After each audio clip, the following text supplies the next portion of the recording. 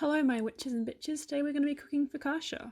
For this recipe we're going to be needing plain flour, milk, warm water, lots of salt, yeast, sugar and olive oil, as well as any other herbs and toppings you might like.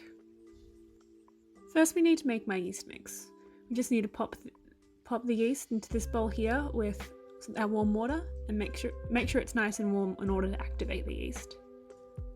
Now I don't always get a good bubble, but I find that doesn't really impact my outcome too much. So we're just going to give it a little bit of a mix and set it aside for half an hour. This recipe can take anywhere from 2 to 4 hours, depending on how long you want your yeast to develop. The more you let it develop, the more fluffy your end product's going to be. While our yeast is developing, it's a good time to make our garlic oil. This means it will infuse over the next 4 hours and be nice and garlicky. I'm just going to be using 4 cloves of garlic today, and this is a great example of how not to do it. I thought I'd be fancy and slice it up like a chef, but the thing with garlic is it's the cell walls breaking down that make that garlic flavour, so you really want to be using a garlic crusher.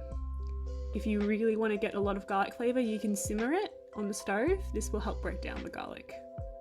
So we're just going to put the garlic in the olive oil and give it a little bit of a mix, and then set that aside for a few hours to infuse. Now that our yeast mixture is finished, we're going to add some milk.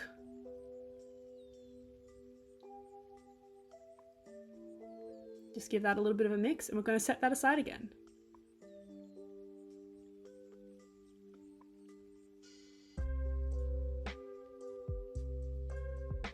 So we just need to add our flour into the bowl and give it a little bit of a sift.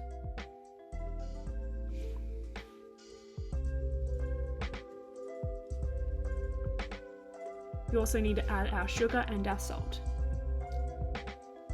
After all our dry ingredients are together, we're just going to slowly mix in our wet ingredients and stir until combined. Once it's combined, we're going to tip it out onto a lightly floured surface and begin kneading. You really want to knead it for ideally about 10 minutes. This will just ensure that we can develop lots of gluten, which is honestly the good stuff here. Once we've finished kneading, we're going to neaten it up and pop it back into its bowl and cover it up and put it somewhere warm. And after an hour, here she is. We're just going to tip her out onto a lightly floured surface and re-knead her for about a minute or two, just until she comes back together. And then we're going to get her ready for proving. Proving is the key to any good pizza dough or bread. It's basically just putting it into a tray to let it rise one final time before cooking. Now it's time to cover our tray with the garlic oil, just to make sure nothing sticks.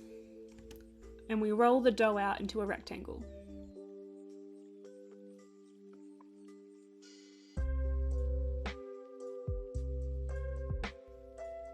Covering the top with some more garlic oil just to get that flavour and a crispy top. And now it's time to add the herbs. I'm using rosemary and thyme today. These are both herbs of protection, and as well as the fact that they go together really well.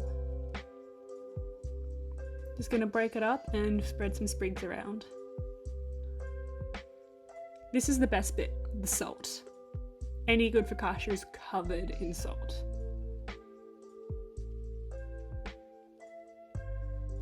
And we're just going to press everything in with a fork and put it somewhere warm to rise for another hour.